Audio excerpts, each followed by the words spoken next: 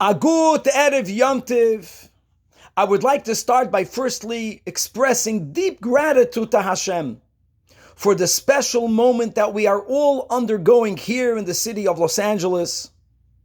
Our shuls, our dear precious shuls that are already closed for weeks and months are all in the process of being reopened. Many shuls are already opened for Chag HaShavuos. Many other shuls are going to be reopening shortly after Chag HaShavuos.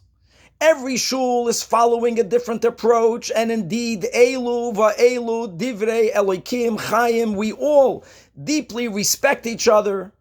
We all collectively are happy, and we are indeed rejoicing by the fact that we are finally undergoing an opening. And together with this gratefulness and with this joy at the same time, especially in the spirit of Yizkor that is said on the second day of Shavuos, this year Shabbos Kodesh, I would like to remember and share a powerful moment of the life of the Kloisenberger Rebbe, Harav Yukosil Yehuda Halberstram. He, before the war, was married, and his wife and him had 11 children. Both his wife and all of his children were murdered by the Nazis during the war. The Rebbe himself, who underwent terrible trials and tribulations, spending time and being forced to be a slave laborer in various camps, also underwent 2 death marches, was finally liberated as him and the Yidden with him were being transported from one camp to another camp in a train by the Nazis, who escaped at the last moment before the American troops reached that train, and indeed they opened the doors and they were free. During that special moment, the Kloisenberger Rebbe broke down and he began to cry bitter tears. The Jews with him asked, Rebbe, now bitter tears, we're being freed now. To which the Rebbe responded, throughout all of these years, I was always expecting that the one that will open up the doors of freedom will be Mashiach. And from this dark and bitter galus, we're going to go straight into the Beis HaMikdash. True, we have to express gratitude for the gift of freedom. But at the same time, he cried out with bitter tears that how can it be that after all that we went through, Mashiach is not here yet. Our liberator is not Mashiach. We're not going straight to the Beis HaMikdash. Indeed, for that, we all shout out Ad Masai.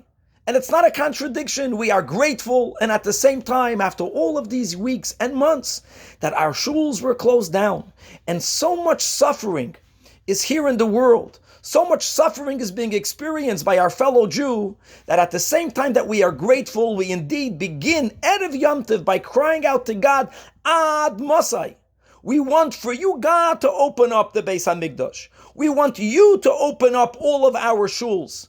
And indeed, Be'emunah Shalema, we hope and we believe and we are confident that indeed today, Hayom, before Yom Tov, we'll have the real reopening, which will be the reopening of the third Beis HaMikdash. May that realize itself now. Amen. As we enter the Chag that celebrates Zman Matan Toraseinu, I would like to share the following. Now listen to this.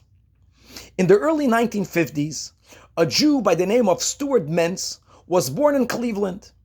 He was not born into an Orthodox, Torah observant family. He was prepared for, and he had a bar mitzvah, but as he remembers his period of life at that young age, after he walked out of the shul by his bar mitzvah, he knew in his heart, that's it. He was not planning to come back into a shul for the remaining of his life.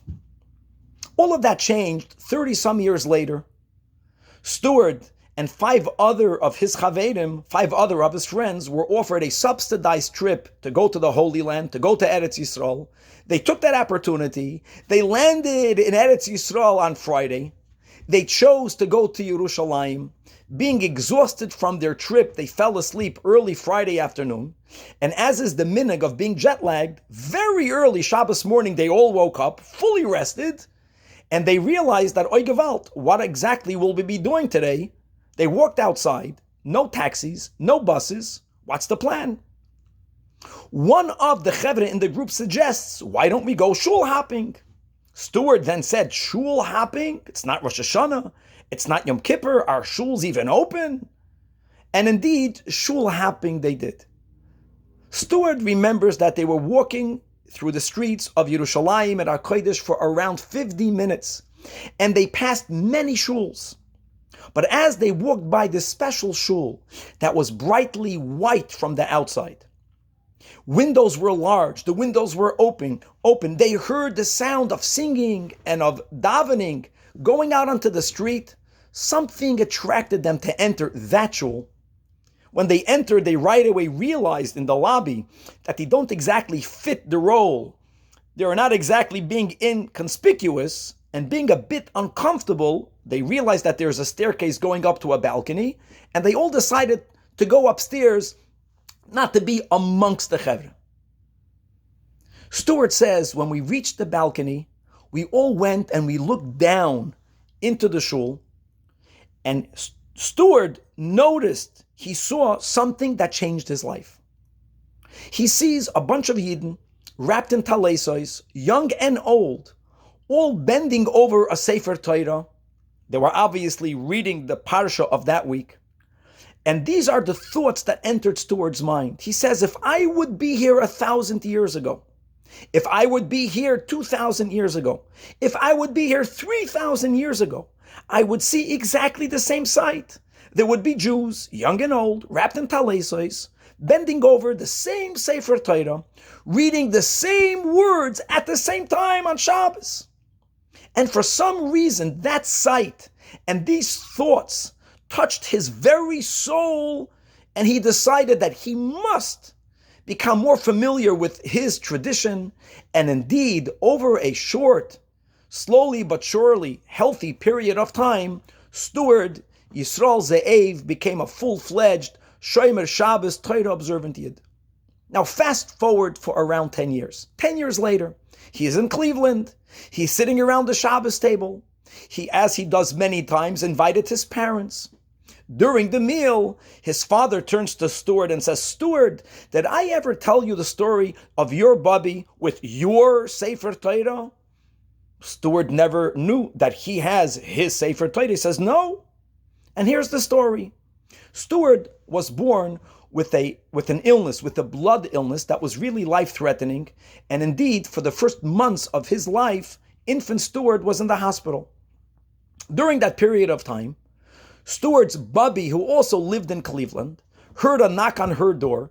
She opens up the door and a young rabbi introduces himself with the name of Menachem Mendel Taub, the Kalev Rebbe, who shared with the Bubby that he and his group of Hasidim moved into town. They're opening up a Kalev shtibel and they need to buy a Sefer Torah.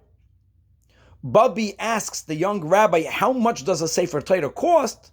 To which he responds, $3,500. So this is the story that Stewart's father is telling him.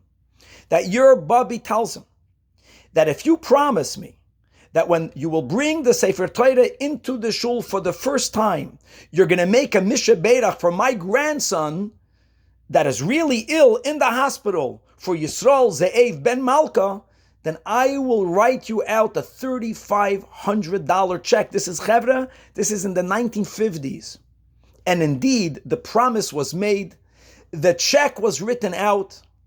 Obviously, the Mishaberach that was made really worked because Baruch Hashem, Stewart Menz, Yisrael Ze'ev Menz, is very much alive and healthy. But when he's hearing the story for the first time, he says, Father, I never knew that a Sefer Torah was bought in my honor. Where is my Sefer Torah? As father says, a few years later, the Kalev Rebbe and most of his Balabatim decided to make a communal Aliyah, and they took their entire shul with them, including the Sefer Torah. And as Stewart Mentz hears these words, a light goes up in his head, and he says, aha, now I understand. Indeed, he knew that that beautiful white shul with large windows was the Kalev Rebbe shul. But now Stewart tells his father, now I know why that sight of watching Yidden pouring over and reading from a Sefer Torah so deeply touched my soul, because they were reading my Sefer Torah. My friends, as we enter the holiday of Shavuos, we have to remember that it is indeed my Torah. The Torah is your Torah. And as we say that Eitz Chaim hi l'machazikim ba, that the Torah is a tree of life for those who support it. And indeed, as we see in this story, Stewart Sefer Torah saved his life twice. Once physically when he was an infant, and many years later it saved his ruchnias dika life. And the same is true with each and every one of us. Eitz Chaim hi l'machazikim ba. It is a tree of life for those who support it, for those who connect to it, for those who learn with it. And indeed, as we see in the story, the it really supports me. It really supports you. And as the Rebbe studied on the holiday of Shavuos, that now is the time for all of us to resolve, beginning with becoming better at learning every day the shiurim of Chitas and Rambam. My friends, if you are already learning it, then let's reach out there, let's inspire another Yid. Let's buy a Chayenu, subscribe another Yid. The publication Chayenu, or the Dvar Malchus, is so beautiful. It really facilitates the learning of the daily shiurim of Chitas. The Chitas is mine. The Rambam is mine as it is yours. Connect to it. Live with it. And furthermore, aside of these shiurim, let us all really be able to say that Shavuos Tafshin Pei is a moment in our lives that we deeply and betterly connected to my Torah. Let us all add in our shiurei Torah.